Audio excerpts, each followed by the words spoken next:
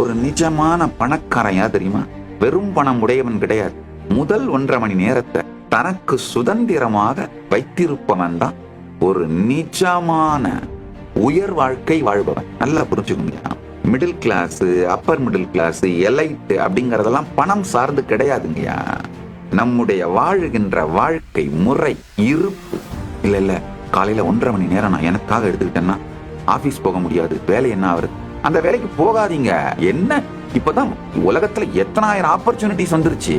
வெறும் YouTube channel நடத்திட்டு சம்பாரிச்சு நல்லா வாழ்ந்துட்டு போலாங்கயா. இல்ல நான் அந்த 1.5 மணி நேரத்துல தான் ரெடி ஆனா தான் ஸ்கூலுக்கு ஓடணும். அந்த ஸ்கூலுக்கு எல்லாம் போய் ஒன்னும் தேவையில்லை. ஸ்கூல்ன்றதெல்லாம் மிடில் கிளாஸ் லைஃப் ஸ்டைல் எப்பவோ ப்ரூவ் ஆயிடுச்சுங்கயா.